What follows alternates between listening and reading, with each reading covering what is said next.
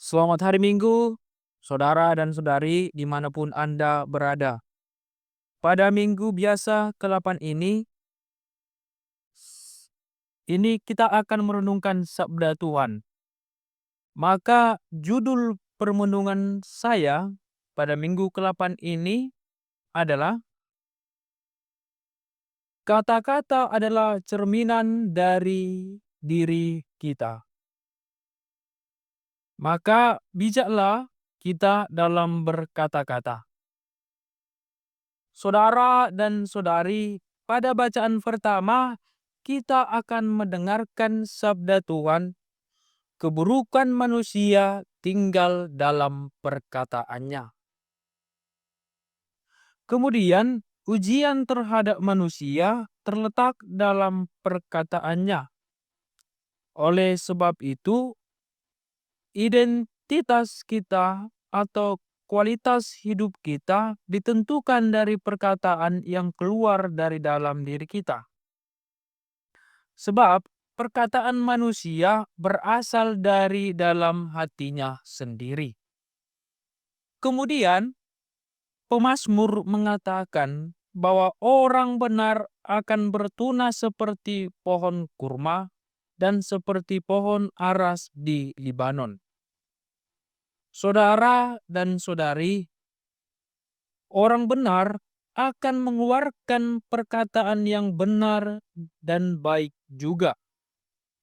Perkataan orang benar, perkataan yang membawa pengharapan, kebaikan bagi sesama. Maka, perkataan orang benar itu menjadi pelita di dalam perjalanan hidupnya. Saudara dan saudari, pada bacaan Injil dikatakan yang diucapkan mulut meluap dari hati. Hal itu juga dinyatakan dalam perumpamaan, tidak ada pohon yang baik menghasilkan buah yang tidak baik. Kemudian, tidak ada pohon tidak baik yang menghasilkan buah baik. Sebab setiap pohon dikenal dari buahnya. Kemudian, kita juga mendengar orang baik mengeluarkan barang yang baik dari perbendaharaan hatinya yang baik. Kemudian demikian juga sebaliknya terhadap orang yang jahat. Saudara dan saudari, kita diundang Tuhan sendiri untuk berkata-kata dengan baik, berkata-kata dengan bijaksana, sebab perkataan kita adalah cerminan diri kita sendiri. Oleh sebab itu, marilah kita berkata-kata dengan bijaksana, perkataan yang membawa pengharapan dan kebaikan bagi sesama di dalam kehidupan kita sehari-hari. Perkataan yang mencerminkan kita sebagai pengikut Kristus yang baik. Marilah kita meneladani Sang Guru kita, yaitu Kristus, Sang kebijaksanaan dan penyelamat semua umat manusia. Marilah kita membawa wajah Kristus di dalam hidup kita, dalam perkataan sesuai dengan perintahnya.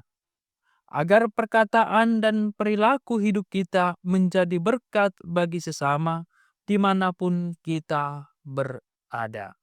Berkata-katalah dengan baik.